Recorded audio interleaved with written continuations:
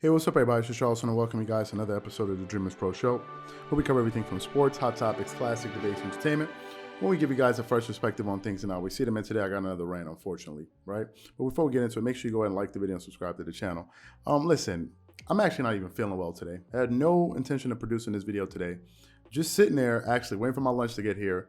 Then I see a segment, and they're talking about some tweets that LeBron James made about the Rams, right? The LA Rams who just won the Super Bowl. Now, first of all, let me just say this.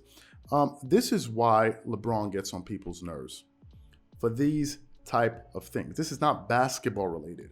These are these little moves, these little weird moves that annoy people, right? The antics, and that's what gets at people. And please, for some people that watch our content and always mention, well, stop asking me to say nice things about LeBron. You don't get enough from those other channels. It's very simple. Just don't watch. But stop bothering us in the comment section talking about why don't you say this anymore. So I want to read you the quote, the tweet that LeBron had to make about the Rams who just won the title. Listen to this tweet that he put out yesterday. He wrote, "We, Dodgers, Rams, should all do a joint parade together. With a live concert afterwards to end it. City of Champions. Congrats. Once again. Fire, fire, fire, fire, fire, fire, fire emoji." Are you freaking kidding me? Are you freaking kidding me? The Rams just won the NBA championship. The Lakers, as we currently speak, if I pull up their record, in the NBA, they're the 9th seed. In the Western Conference, they've lost 3 games in a row, and they're 3-7 out of their last 10 games. They are losing.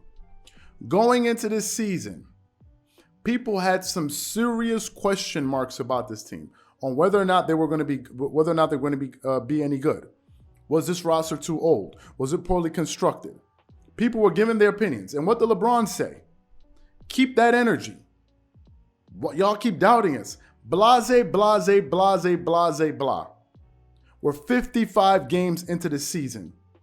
This team is not even in the playoffs, not even in the bloody playoffs. Then the Rams go to the championship, the Super Bowl. They win it all. You're at the game, which is beautiful. There were so many people at the game having a good time. And then at the end of all of that, you put out a tweet talking about some damn we, the Dodgers and the Rams should do a parade. What? This is what I'll be talking about.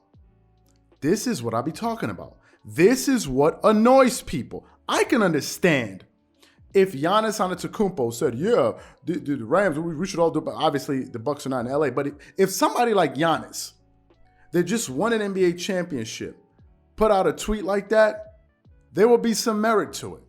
Hell, if the Lakers were the number 1 seed in the Western Conference or the number 2 seed, and all of us felt like as if they had a very good chance to win an NBA championship, we can understand it. If all of us at this point in the season going into the All-Star break saying, hey, you know what, man? I think this team is probably going to end up winning it all this year. They have a very good shot, right? If all of us were kind of projecting towards that, then that would make perfect sense. Perfect sense. But right now, as we speak, the Lakers are the 9th seed in the Western Conference. Nobody wants to hear from you, bro. We don't care. Nobody wants to hear about no damn we, the Rams, and nobody wants to hear from you. You're losing. Go sit down. We don't want to hear from you. What is this? My thing about LeBron is this. Although he's a fantastic player, my question about him is this. Why does LeBron always constantly feel this need to inject himself into conversations that he has no business in? He'll see somebody having some success. It could be anybody. It could be Ja Morant having a great game in the NBA. It could be this guy did something great. And he'll somehow find a way to inject himself into that conversation because he just needs to have that attention. The attention must be on him at all times. Tom Brady just retired. He's gone. He'll probably go down as the consensus greatest football player of all time with 7 Super Bowls. You were listening to Shannon Sharpe on Undisputed talking about we will never, ever see anything like Tom Brady ever again. That's what Shannon Sharpe said, a former NFL Hall of Famer. He came out and said that. And what did LeBron James do? Because you know what? I got to find a way to latch on to somebody else's success because I got to make myself relevant somehow. What did he do? He went out there and said, in regards to Tom Brady's success, he's not the only GOAT. And he started to make a case about himself. Nobody cares about what you're doing because you're not winning. Why do you feel this constant need to do this?